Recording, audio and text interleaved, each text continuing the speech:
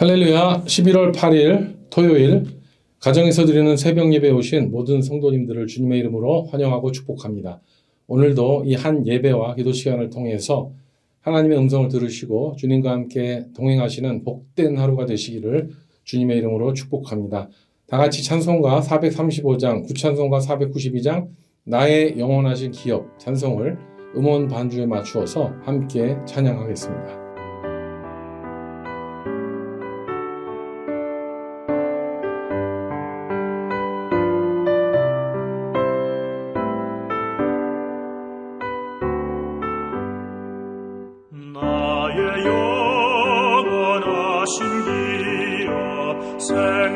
생명보다 귀하다.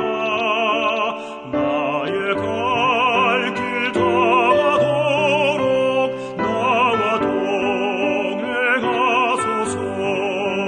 주께로 가까이 주께로 가오니 나의 갈 길 다가도록 나와 동행하소서. 세상 복 위한 일함과 모든 병에 버리고 험한 길을 가는 동안 나와 동행하소서.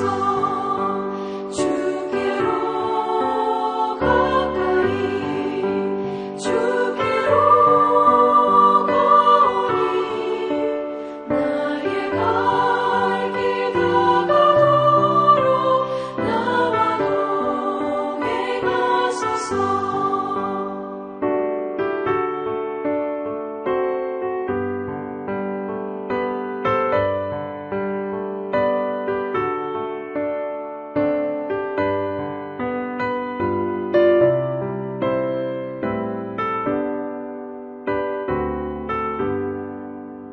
어두운 골짝 지나가며 험한 바다 건너서 천국문에 이르도록 나와 동행하소서.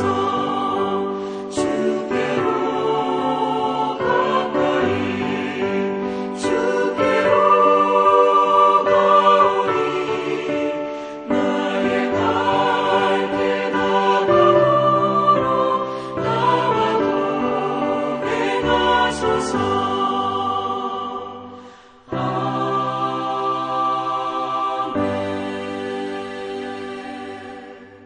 함께 기도하겠습니다.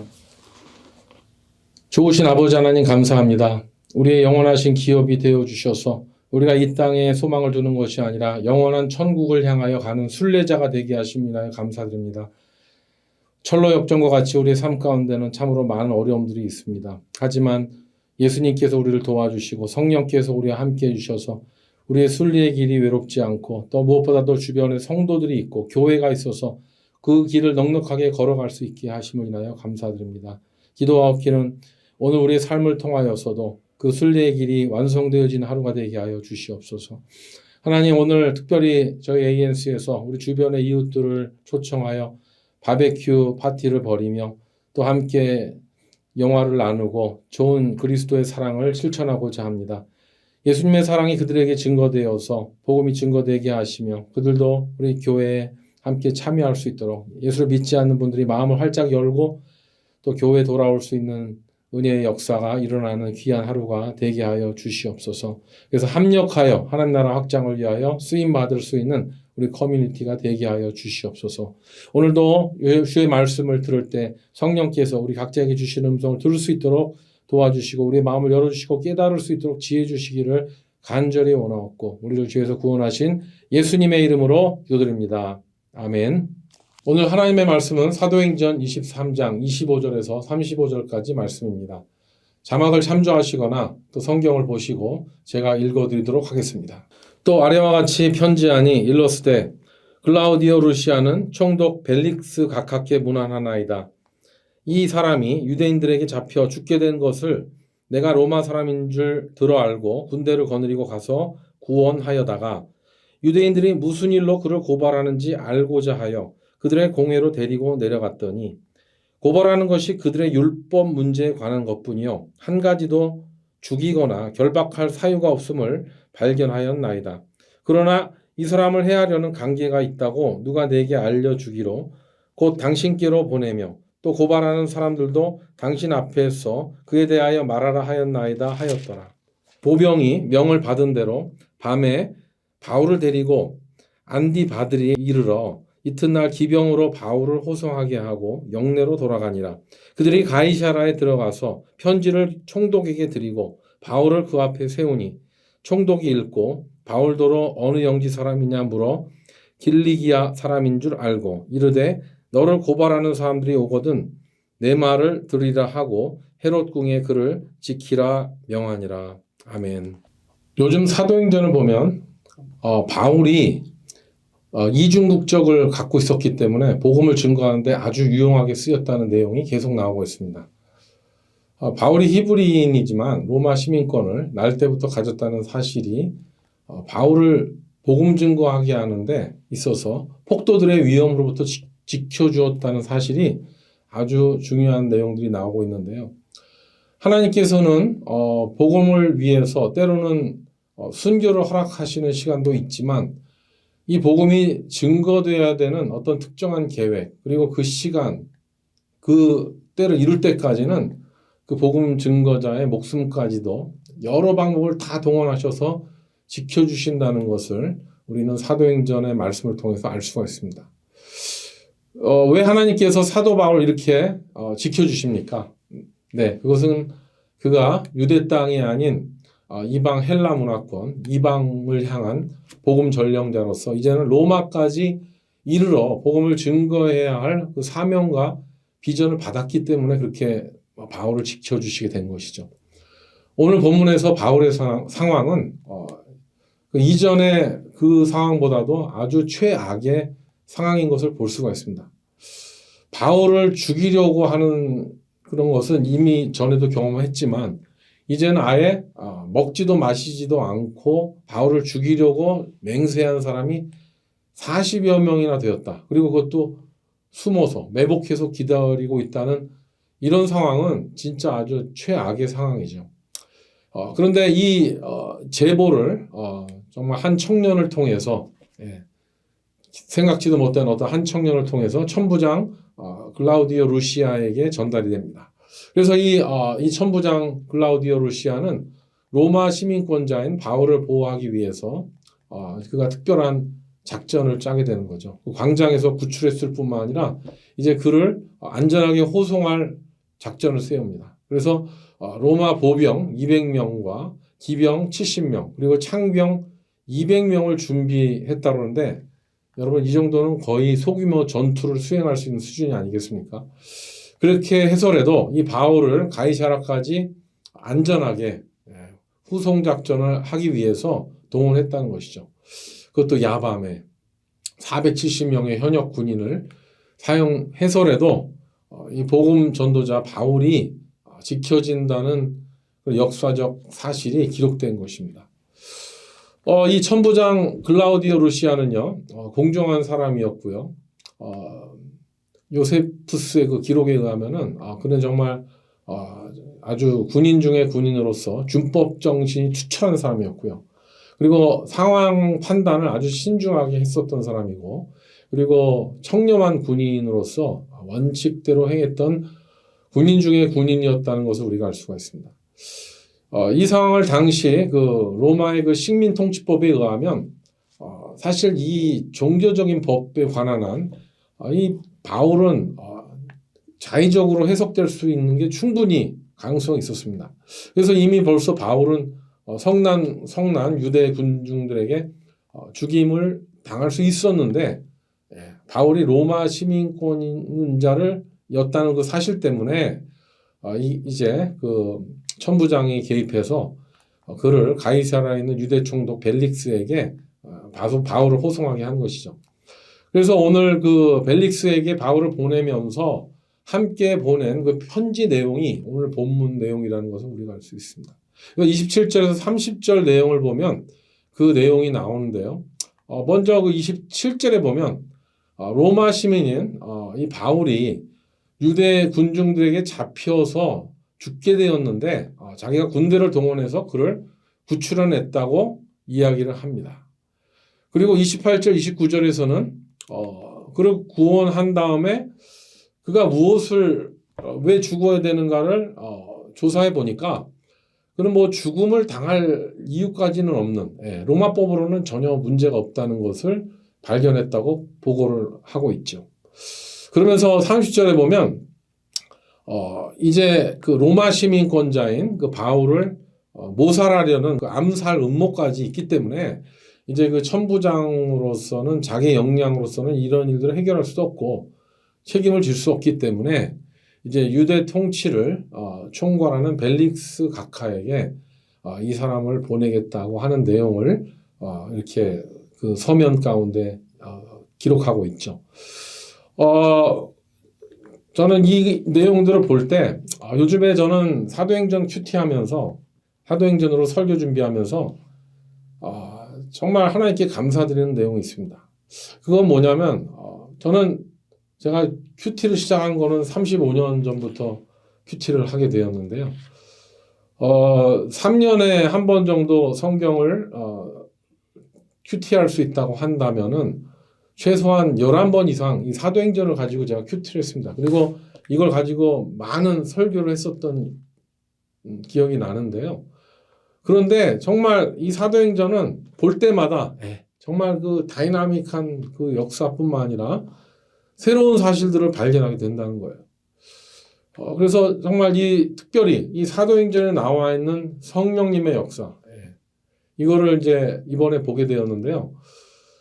이번에 제가 사도행전을 묵상하고 설교를 준비하고 큐티하면서 발견한 가장 중요한 것 중에 하나가 뭐냐면 성령님께서는 모든 사람에게 보편적으로 역사하십니다. 특별히 성령님께서 주시는 그 은혜를 사모하는 그런 사람들에게 역사하시는 것을 볼 수가 있는데 그런데 그 성령님께서 주시는 그런 은혜와 또 은사와 계시를 받아서 해석하는 것이 아주 모든 사람들이 주관적이라는 사실을 이번에 새롭게 발견하게 되었습니다. 그것이 이번에 굉장히 눈에 띄었는데요.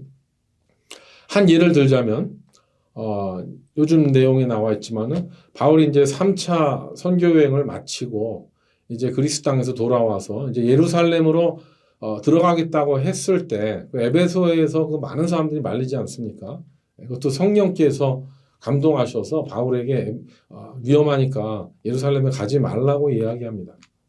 그런데 또 이것에 대해서 마치 성령님께서 컨펌해 주는 것 같이 아시잖아요. 그래서 어떤 한 선지자가 유대에서 왔는데 자기 손목에다가 아예 줄을 묶고 와서 성령께서 자기에게 말씀하셨는데 바울이 예루살렘에 가면 유대인들이 당신을 이렇게 결박해서 이방인들에게 넘겨줄 것이다.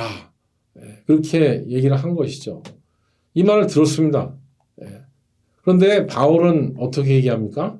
바울은 복음 증거를 위해서라면 결박되는 거는 뭐 물론이고 내가 목숨을 잃는다 하더라도 나는 예루살렘으로 가겠다고 얘기를 하는 것이죠.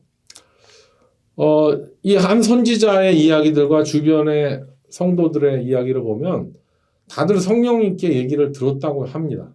또 성령에 감동되어서 그들이 환상을 보고 계시를 받아서 지금 바울에게 이야기를 하고 있는 것이죠. 그런데 동일하게 이 바울은 어떻습니까? 성령이 더 충만해서 죽음을 무릅쓰고라도 예루살렘에 가겠다고 하는 이 내용을 볼 때 참 많은 생각을 하게 되더라고요. 보통 교회에서 보면은요, 내가 성령을 뭐 이제 성령님의 감동으로 뭐 이렇게 하겠다 뭐 이런 이야기들을 많이 합니다.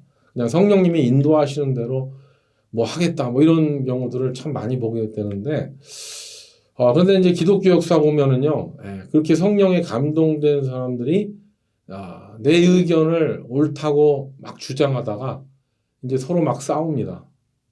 막 서로를 막 마귀같이 정죄하고 막 싸우고 그렇게 교회 덕이 안 되고 교회가 분열되어지고 막 이렇게 되는 거를 이렇게 보는데, 그런데 이 사도행전에서 나오는 걸 보면 뭡니까? 같은 성령의 음성을 들었더라도 내 의견이 옳다고만 주장하는 것이 아니고 사도 바울 보고 절대로 예루살렘에 가면 안 된다고 이렇게 플랜카드 들고 이렇게 막는 게 아니고 그것을 인정해주고 믿음의 분량대로 또 복음 증거를 위해서 교회의 덕을 세우기 위해서 또 위험을 감수하겠다고 하면은 그것을 함께 기도해주고 함께 정말 이렇게 배려해주는 것.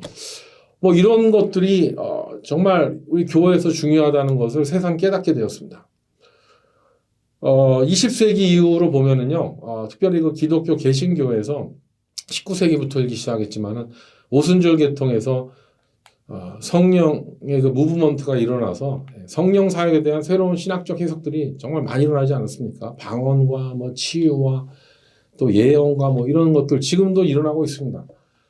그런데 안타까운 것은 이런 성령님의 역사를 요즘 보면은 많이 이제 그런 거 사라졌는데 지나치게 그것을 자의적으로 막 해석하고 아주 좌로나우로나 치우쳐 갖고 개신교 안에 생겨난 수많은 이단교회들 여러분 아시잖아요.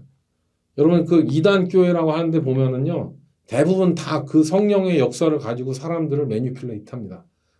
그거 성령님의 역사라고 막 우기면서 그걸 가지고 교주들이 사람들을 현혹하고 위협하고 컨트롤하는 것이 이단교회의 전형적인 모습이죠.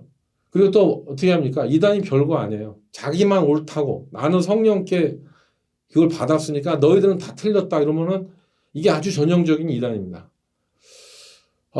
그런 것의 반면에 이제 사도 바울은 어떻습니까? 주변에서는 다 성령님께 음성을 들었다고 하고 예루살렘에 가면 안 된다고 얘기하지만 사도 바울은 성령에 감동돼서 예루살렘에 가서 내가 결박되어지고 이방인에 넘겨진다 하더라도 그런 예언을 당신들이 받았다 하더라도 나는 오히려 이것이 복음 증거의 기회로 주어진다면 난 그것을 순종하겠다. 여러분 이것은 얼마나 참 아름다운 모습입니까? 자기의 그냥 무사 안위를 추구하고 요즘 기독교 보면은 진짜 너무 태평성대 물론 나이지리아 같은 곳에서 수많은 성도들이 이슬람에 의해서 순교당하고 있지만 또 공산주의 국가 또 북한에서도 기독교를 믿는 분들이 공개 처형당하고 하지만 이 자유민주주의 국가에 있는 교회들 보면은 무사 안일과 태평성대로 인한 성공과 부를 추구하려는 아주 전형적인 기복신앙을 가지고 있는 것이 우리 교회의 모습입니다. 그러니까 뭐 성령님의 역사를 굉장히 자의적으로 해석해서 복음을 위해서 선교를 나가겠다 그러면은 점점 갈수록 선교사가 없어집니다. 그리고 또 복음을 증거하겠다는 복음 증거자들도 사라지고 있지 않습니까? 왜 그렇습니까? 너무 성령님의 역사를 자의적으로 해석하고 그냥 나의 안일과 나의 유익과 나의 형통과 기복을 위해서 성령을 사용한다면 이것은 정말 성령께서 이 모습을 보고 말할 수 없는 탄식으로 아쉬워할 것입니다. 그렇기 때문에 우리는요 성령께서 우리에게 음성을 주셨을 때 때로는 그것이 어렵고 힘든 결정을 생각하게 할 때는 그것을 순종할 수 있는 것이 믿음의 분량이 성장한 것이죠. 그냥 그런 것들은 다 외면해버리고 용서하라고 그러면은 절대 용서 안 하고 화내지 말라 하면 더 화를 내고 막 이렇게 성령에 거슬리는 그런 행동을 하고 편을 가르고 이탈하고 또 이렇게 뭐 이런 많은 것들 보면 어떻습니까? 참 안타깝습니다. 자신들은 다 성령의 음성을 듣고 한다고 얘기하지만은 제가 볼 때는 그것은 성령의 음성을 듣는 것이 아니라 마귀의 음성을 따라가는 경우가 참으로 많다는 것이죠. 그래서 우리는 이런 성령께서 주시는 용서와 또 헌신과 때로는 정말 모든 것을 포기해야 되거나 그러면서 주님을 따라야 되는 그런 어떤 이런 걸 통해서 복음이 증거될 수 있다면은 그것을 위해서 나의 자존심까지도 내려놓고 그렇게 질주할 수 있는 그런 야성을 가져야 되지 않을까, 그런 야성을 회복해야 되지 않을까 생각을 합니다. 이 시대는 참 야성을 잃어버리고 참 종이 호랑이와 같이 너무 안타까운 우리 성도의 모습을 보게 됩니다. 근데 오늘 본문에 보면 바울이 이제 자기가 이제 예루살렘에 가서 복음을 증거하겠다, 목숨을 걸고서라도 나가겠다 하는 그런 결단의 그 이유가 뭡니까? 특별한 이유가 있습니다. 왜 그러면 그것은 바울은 성령님의 음성을 들었지만 특별히 그가 예수님을 만났기 때문에 그런 내용이 나옵니다. 사도행전 18장 9절 10절에 보면은요, 밤에 이제 예수님께서 바울에게 환상 가운데 말씀하시는 내용이 나오는데요. 이런 말씀하시죠. 두려워하지 말라. 침묵하지 말고 말하라. 내가 너와 함께 있음에 어떤 사람도 너를 대적하여 해롭게 할 자가 없을 것이니 이 성중에 내 백성이 많음이라 라고 예수님께서 컨펌해 주셨기 때문입니다. 어제 본문에 보면 바울이 아주 성나서 바울을 죽이겠다는, 암살하겠다는 그 40명의 유대인들이 있지만 또 그 암살을 하겠다는 그 고급 정보를 찾아서 권력자에게 제보를 해준 사람, 그 사람이 바로 하나님의 백성이라는 것이죠. 그리고 또 하나님은 이방인이지만 천부장 글라우디오 같은 사람을 또 사용하셨고, 또한 총독 벨릭스도 사용하시고, 그래서 바울을 보호하셔서 예수님께서 바울에게 주신 복음 증거의 사명을 이루도록 도와주신 것입니다. 사도행전 23장 11절에 보면 그날 밤에 주께서 바울 곁에 서서 이르시되 담대하라. 네가 예루살렘에서 나의 일을 증언한 것 같이 로마에서도 증언하여야 하리라. 유명한 말씀이죠. 로마에서도 증언하여야 하리라는 이 말씀을 이루기 위해서 하나님은 모든 사람들을 다 동원하는 거예요. 벨릭스도 동원하고, 또 천부장도 동원하고. 그래서 이제 내일 내용이 이제 본문 내용이 또 이제 전개되겠습니다만 오늘 나온 이 벨릭스 각하라는 사람은요 참 아주 대단한 사람입니다. 가이샤라 지금 그 지중해 연안에 있는 부분이죠. 저도 한번 방문한 적이 있었는데 참 아름다운 도시, 항구 도시입니다. 텔아비브, 이스라엘 수도 가까운 데에 거기에 유대 총독이 있는데 이 벨릭스 각하가 그 기록에 의하면 이 사람은 자기의 그 정권 유지를 위해서는 수단과 방법을 가리지 않는 사람으로 아주 평판이 난 인물이라는 것이 뭐 모든 정치가들이 다 그렇겠지만 이 사람은 아주 악명이 높은 사람이라고 기록이 돼 있다고 합니다. 그래서 자기를 정말 반대하는 사람들을 뭐 죽이는 것은 우습게 여기고 유대 총독이 되기 위해서 이스라엘 여자와 결혼을 하기도까지도 한 어떻게 보면은 정치를 위해서라면 모든 것을 다 동원할 수 있는 사람이 이 벨릭스라는 사람이었다는 것이죠.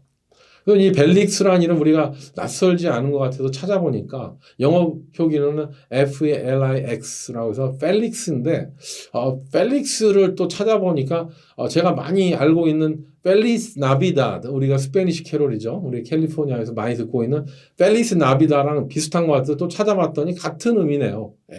펠리스 나비다드가 스페니시로 행복한 성탄절인데 이 펠리스는 펠릭스랑 같은 의미로서 펠릭스는 행복이란 뜻이래요. 그러니까는 뭐예요? 백성들을 행복하게 하는 통치자, 백성에게 행복을 주는 통치자 벨릭스. 이름이 아주 그 기똥차죠. 그런데 사실은 이 벨릭스 각하는 아주 악명이 높고 쌀벌한 통치자였다고 합니다. 그래서 좀 재밌는 사실은 이 벨릭스 총독이 사실은 노예 출신이었다고 합니다. 그런데 그는 노예 출신에서 그 자리까지 가려면 얼마나 많은 배신을 했겠어요. 그래서 기회주의자로서 아주 배신을 밥 먹듯이 해서 그 자리로 갈 때까지 정말 수많은 그런 배신을 통해서 또 수많은 부정부패 관료들과 손을 잡고 목적을 달성하기 위해서는 정략 결혼을 3번이나 했다고 합니다. 그리고 자기 권력을 견고하기 위해서 치안을 빙자해서 400명에게 강도 혐의를 씌워서 죽여버렸던 아주 대단한 인물로 기록이 되어 있습니다.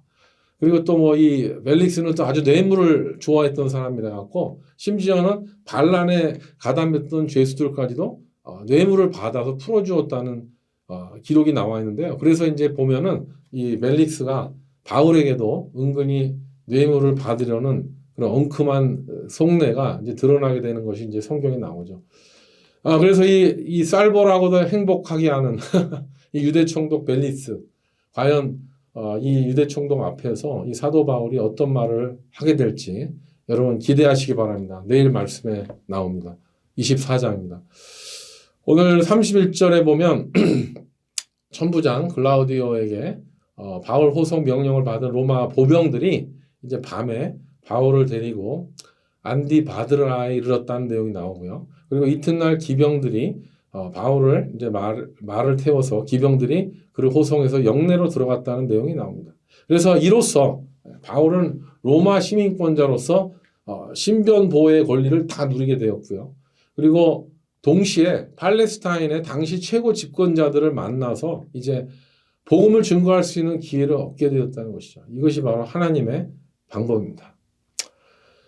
사도행전을 우리가 읽을 때 다른 성경들과 특별히 강조되고 있는 특별한 부분이 있다고 한다면요. 사도행전의 주인공은 바울이 아닙니다. 사도행전의 주인공은 무엇이다?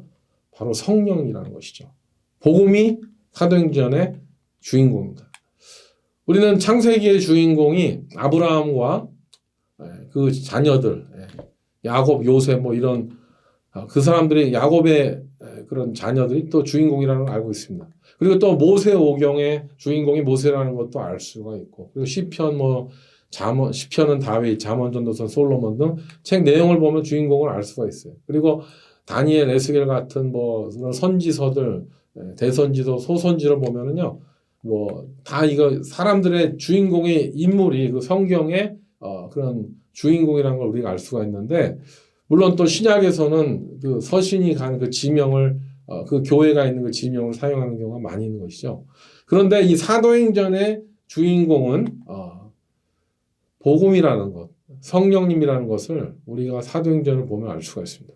사도행전 초반부에는 스데반과 베드로가 주인공같이 등장합니다. 그런데 그 복음 증거의 바통이 누구에게 연결됩니까? 바나바와 바울에게 전달이 되면서 이제 이방 땅, 특별히 그 헬라 문화권에 복음이 증거되게 되는데, 이제는 그 당시에 아주 그 모든 제국의 수도인 로마를 향해서 이제 사도 바울이 마지막 최종주자로서 바통을 물려받아서 전력 질주를 하고 있는 모습을 우리는 사도행전을 통해서 보고 있지 않습니까? 그래서 결국 사도행전 28장에 보면 이제 사도 바울을 통해서 복음이 로마에 이르게 되는데, 그렇기 때문에 이 사도행전은 어떤 바울이라는 주인공으로서 로마의 복음이 증거되는 것으로 끝나는 것이 아니라 그 의미는 무엇이다?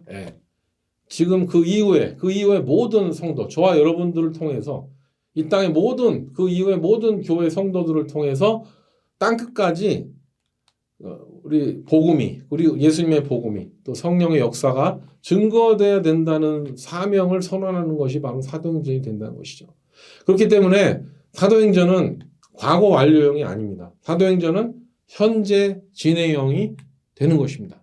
그리고 그 사도행전의 주인공인 성령님의 역사를 이루기 위해서 동원되는 사람이 바로 누구다? 바로 저와 여러분과 같은 성도들이, 이 땅의 모든 성도들이 주님 오시는 그날까지 이루어야 될 사명이 바로 사도행전의 핵심 메시지라는 것이죠. 그렇기 때문에 교회가 이 땅에 세워진 것이고, 또 교회를 이루는 그리스도의 몸된 저와 여러분과 같은 성도들이 이 복음 증거의 사명을, 이 구령의 열정을 목숨을 걸고 사수하고 그것을 향해 나아갈 때 하나님께서는 교회를 지켜주시고 교회를 사용하실 줄로 믿습니다.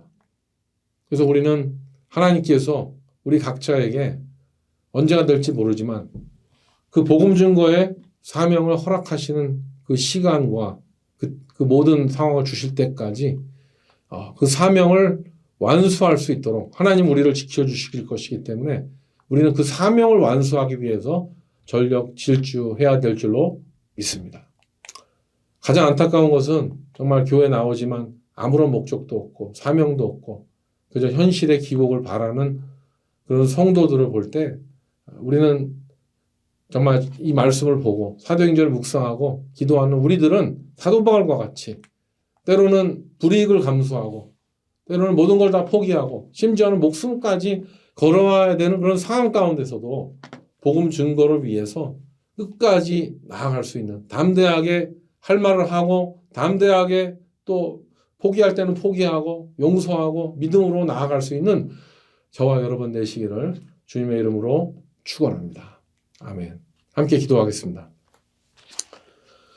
살아계신 아버지 하나님 감사합니다. 바로 이 시간에도 성령께서 우리를 감동하셔서 우리의 삶의 자리에서 복음을 증거하게 하시고 아직도 복음을 알지 못하는 수많은 사람들에게 하나님의 나라를 증거할 수 있는 기회를 주신 것을 감사드립니다. 하나님, 우리 자신이, 우리 가정이, 우리 교회가 그 사명을 붙잡고 주님 오시는 그날까지 복음 증거를 위하여 우리 모든 것을 걸고 심지어는 목숨과 재산과 우리 모든 관계를 다 주님 앞에 맡기고 그렇게 믿음으로 선포하며 나갈 수 있는 우리 모두가 될 수 있도록 우리 믿음이 성장할 수 있도록 은혜를 베풀어 주시옵소서.